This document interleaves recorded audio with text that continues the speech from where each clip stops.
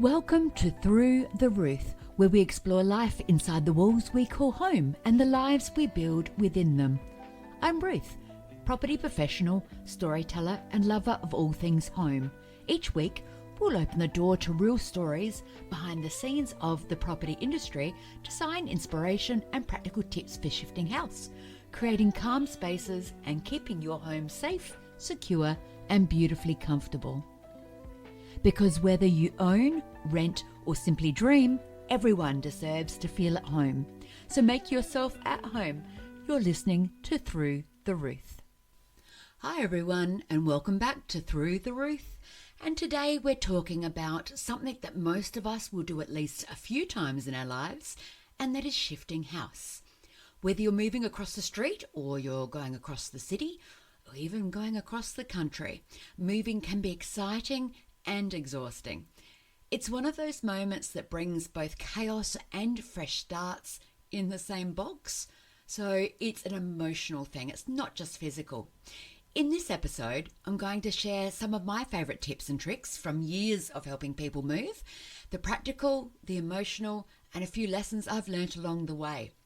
Believe it or not, I am living in my 33rd house, we counted it to be, and some of those I've owned, most of those I've rented. So I have a lot of experience with moving and helping other people move as well. I do remember one particular move early on in my property management career that I'd like to share with you. There was a lovely couple who had just bought their first home. So they were ending their rental experience, and I stopped by to do the final inspection at their rental at the agreed time. The place, of course, was spotless, amazing, except for one thing. We'd gone through the property together. Everything was tick, tick, tick. It was great, but this particular property was also including a washing machine and fridge, so some of the utilities.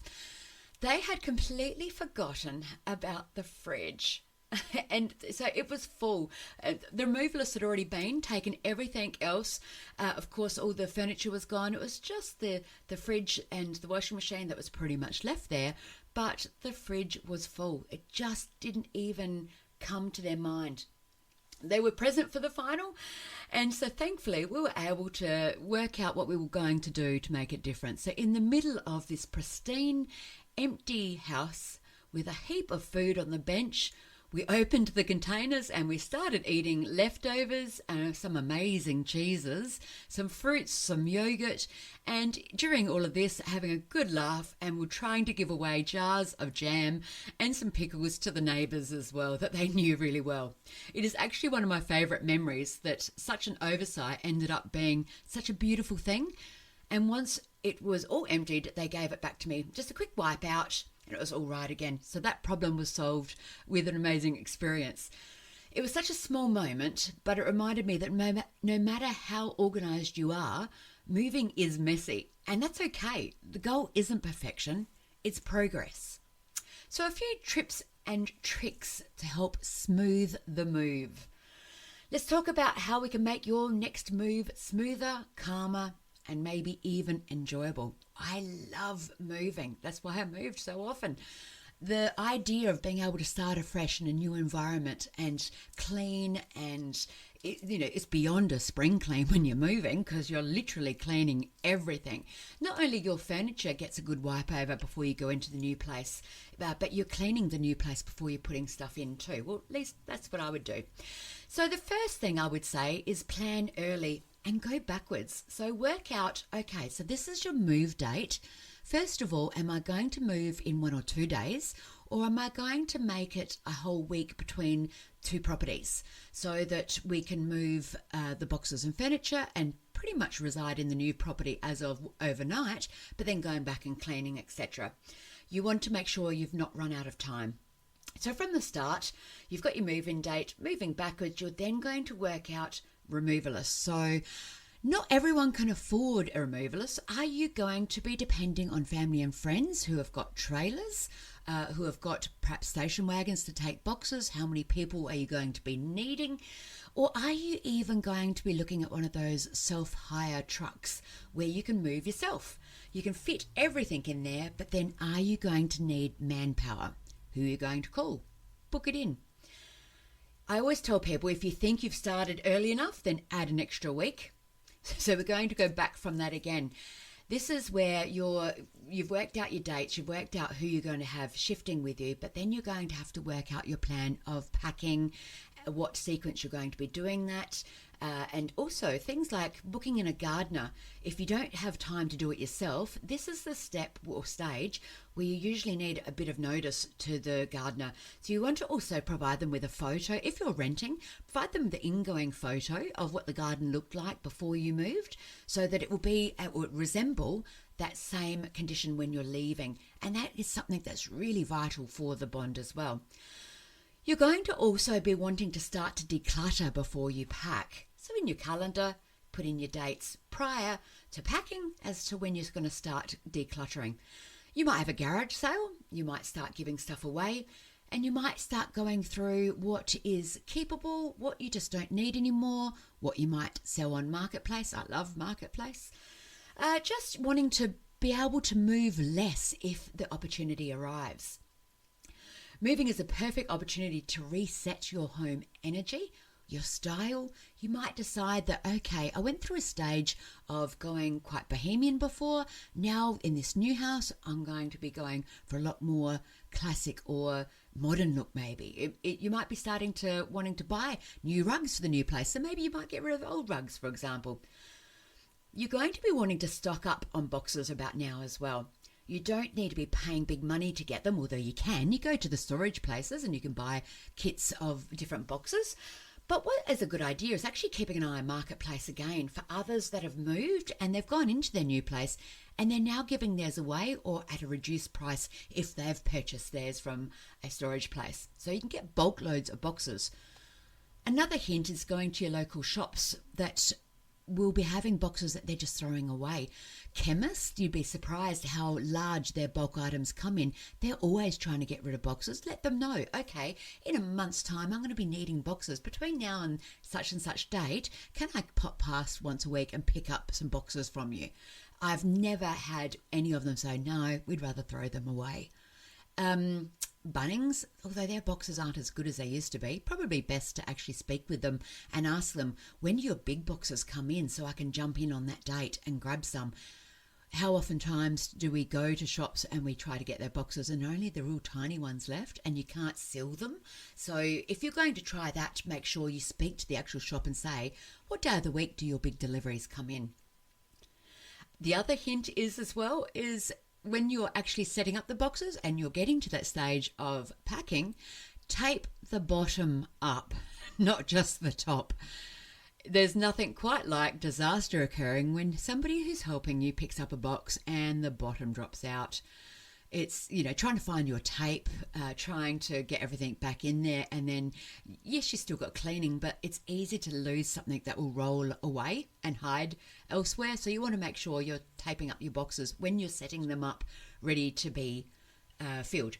So the next one is when you're actually packing, label. And there's a couple ways that I've known people to do this.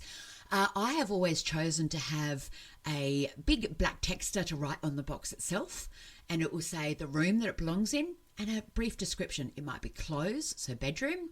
It might be ensuite, bathroom items. It might be kitchen, but then you'll need to say whether it is the toaster, the kettle, or whether it's cutlery, or whether it's all the drawers contents in together. Could be multiple things, could even be food. So you want to be able to say food, kitchen, or utensils, kitchen, etc. Making it easy to know in the new place whereabouts you're going to be putting it. There is nothing quite like having boxes all crammed into a passageway or bedrooms and you open it and it's for the kitchen. It's not even in the right area. But then again, even in being in the right room, you still want to have it labelled if you need something urgently as well.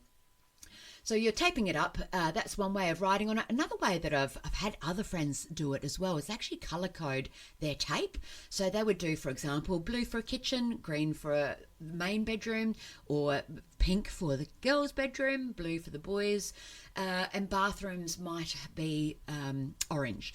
And then what they would do is put a little bit of the tape on the doors of the new house of the colours. So anyone grabbing those boxes, they match blue for blue, green for green, orange for orange.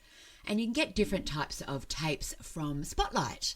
They're like magic tape, where they don't come off causing damage. They're not super sticky, but they're just for taping, as in marking the box. They're not for closing and sealing. You want to get the real thick tape for that to make sure you've sealed your box's base and top, of course. Going on to the next step, we've got cleaning and your condition report. Also, this is of course talking more for tenants than it is for owner-occupiers that are moving from one to another. But if you're a tenant, you want to make sure that you've got not only the original ingoing report that shows the photos of how things were when you shifted in. If it says the oven was not clean, you could choose to leave the oven not clean when you go. However, doing the right thing, you might choose to go, I'm going to leave it better than I found it. You want to have proof that you're leaving it better than you found it, rather than just saying it. So have a look at those photos, have a look at the written report and see how the property was. It will protect your bond and it will give you peace of mind that you're doing the right thing. I also recommend taking photos yourself of close-ups such as cooktops and ovens and the grout in the shower and the carpet.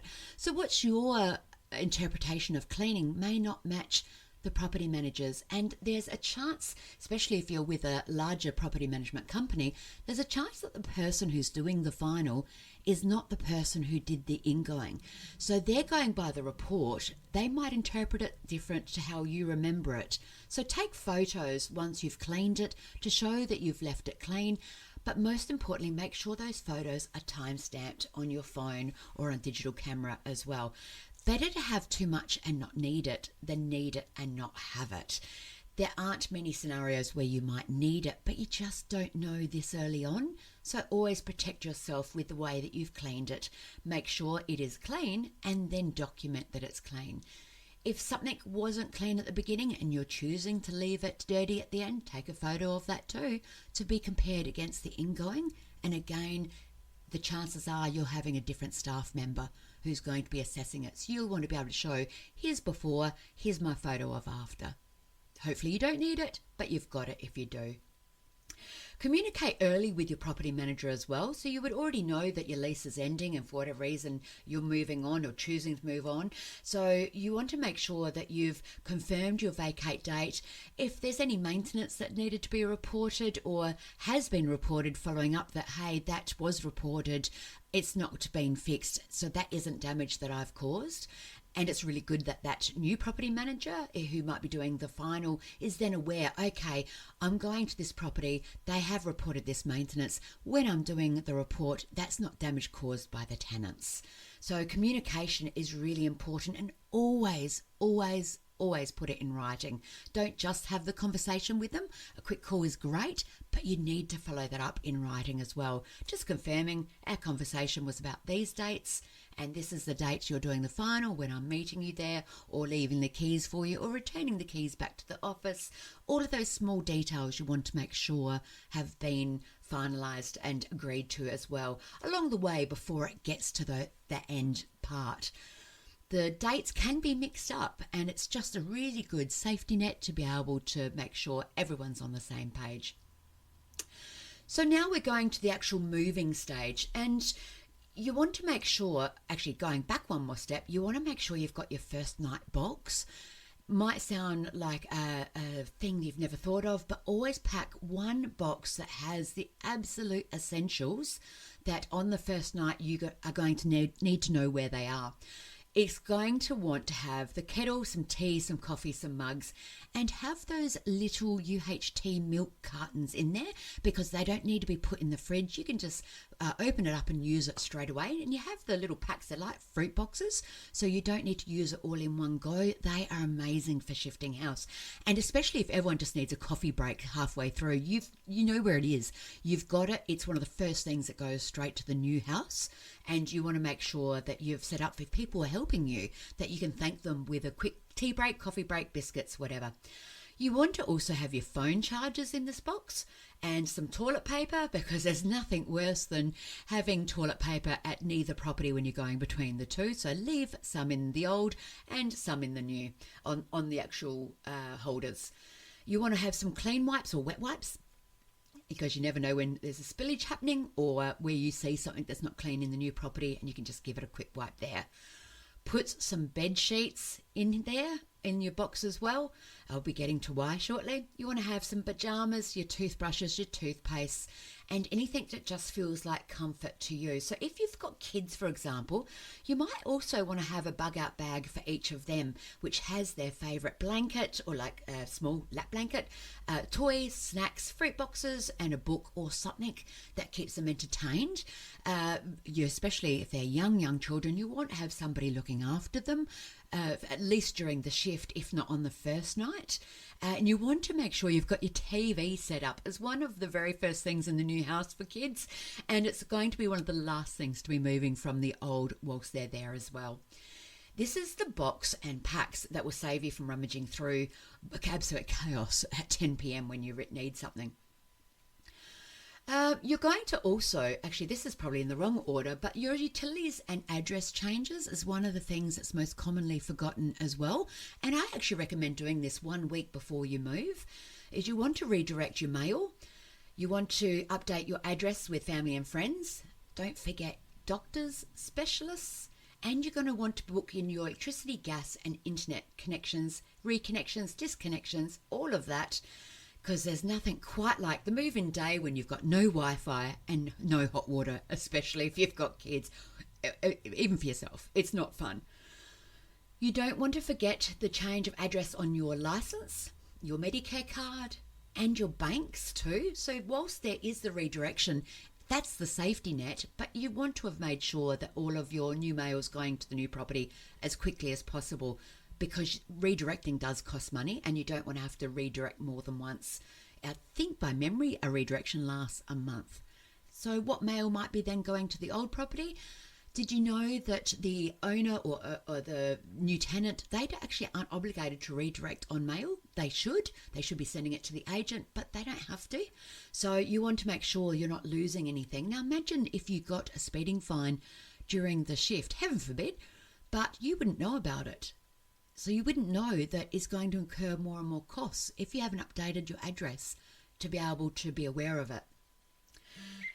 You want to also create comfort quickly. This is where I was saying about the actual making up of the bed or putting in bed sheets, because your very first night you're going to be wanting to not be rummaging through trying to find how to make up the beds.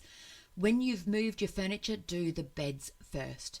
Do the beds made up. Put on your pillows, your blankets, your sheets, everything. Have it ready. You don't know where you're going to get exhausted and just go, blow it, I've had enough, we're going to call it a night.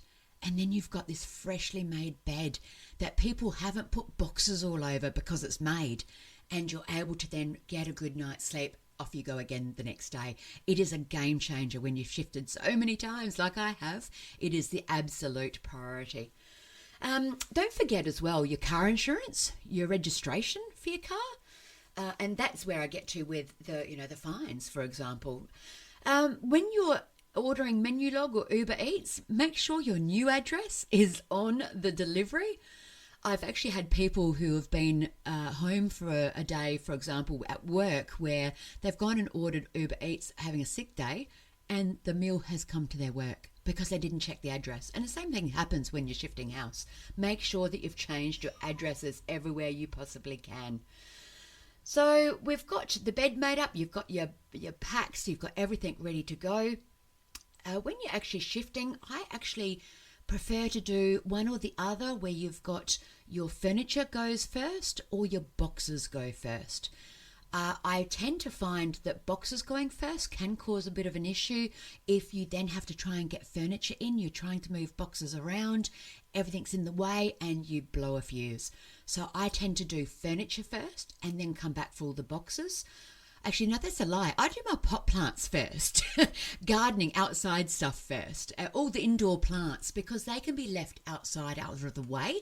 And then if for inside is furniture first for me, and then boxes second. And those carrying the boxes know not to put it on the furniture. And when everyone is gone, you've got your furniture, moving it around where you want to set it up, and you can start unpacking straight away into those areas. And it makes it a lot quicker. So moving isn't just about shifting things, it's also shifting chapters. You can't forget to say goodbye to the old place. And it's quite an emotional thing, shifting as well, saying goodbye. That last time where you've done all your cleaning, etc., and you've just standing there looking at a very barren house that no longer has its personality in it like it had when you were living there. It's the people that make a home, so it becomes suddenly a house again, and it can be really strange, and it can be unsettling for pets as well. It is a good idea with pets and kids, take them to the new house a few times before the actual shift if possible. And that's why having a week between two properties can be really handy as well. They can then picture where the furniture's to go before you start shifting. They have this image in their mind, and pets start to get an idea of the smell as well. You also want to make sure that you're then, once everything's out of the old house and into the new house, before you actually start unpacking too much, you've got to go back to the old place and make sure that it's clean. It's the perfect opportunity while the power is still on, everything's out. Clean, clean, and clean. Wet wipes are amazing when it comes to cleaning the skirting boards, for example. And put it on a broom or a handle where you're not having to be down on your hands and knees. If you do choose to be on hands and knees, make sure you've kept your gardening knee pads so that you can go around on your knees and not cause damage. It's really tiring shifting house as well. So that's where you want to be making sure that you're cleaning everything, again, keeping your photos, and you're making sure that you've got all the keys put together as well, whether you own or whether you rent, making sure that anyone who had keys to the old house has returned them to you, and you've got a big bunch of keys. So whether you're returning them to your agent or you're leaving 99% of them in the top drawer in the kitchen, don't put them on the kitchen bench. Anyone looking in can see that it's empty with the keys there. Make sure that they're in a drawer, but having the main keys given over to your agent, whether it's sales or property manager, so that they're guaranteed to be able to get in as well. Here's a little hint for you. If you put all of your keys in a top drawer of the house and you shut the door on your way out going, oh, well, the agent's got keys to get in, and it turns out they don't have keys, guess who pays for the locksmith? It is you, because the person who resided is obligated to return the keys to the agent/owner. So that's why I say leave the majority of the keys in the top drawer in the kitchen and make sure you've got access keys given back to the agent/owner. It's a lot cheaper than getting a locksmith out on a weekend, for example. So I think also don't forget your neighbours, saying goodbye to them. If you've had a good community connection, introduce yourself to your new neighbours and go and say goodbye to the old. You might stay in touch with them over all the years. I still have many friends that are from being neighbours that I've kept in touch with. And in this place, we've got more and more neighbours that are friends as well. I can't imagine shifting now because the amount of friends that we would have to take with us, as simple as that. So wrapping up, home isn't made overnight. It's built, and it's one cup of tea and one comfy corner at a time. So it's transferring your comfy corner from one place to another. It can be a good idea to even have in the new house your favourite fragrance sprayed. It can make it more comforting for kids and pets and ourselves to have that familiarity quite early on as well. I actually really like having laundry detergent and the smell of laundry done in a house. So you're going to be wanting to wash your clothes quite quickly from the moving day, and having them up on the line and having that familiar smell can make the new house start to smell familiar again. And that's something that's just really comforting. So whether you're just about to move or you've unpacked the last, just remember the process doesn't have to be perfect. It just has to move you forward. I hope that this has helped. It's an exciting time. See it as something positive. It's a new change. It's a new environment. And if there's anything sad about leaving the old place, remember the contacts that you've made can still follow you as friends. It's really fun in the new house working out where's your new coffee shop going to be? Where's your new Coles or Foodland or local farmers market on a Saturday morning? Learning all those things that you can incorporate into your new life is a wonderful experience and endeavour. It can be something you can make into something really positive for the whole family. The new parks you're going to take the dog to. So thank you for joining me for this episode of Through the Roof. I hope these tips have helped you and you're quickly feeling right at home. So until next time, thanks for joining me and speak to you again. If you've enjoyed today's episode, be sure to follow Through the Roof wherever you get your podcasts. And if you've got a story about your home and your experiences, I would love to hear from you. You can reach out ruth@thepmboutique.com.au. So until next time, take a deep breath, look around and remember, home is what you make it.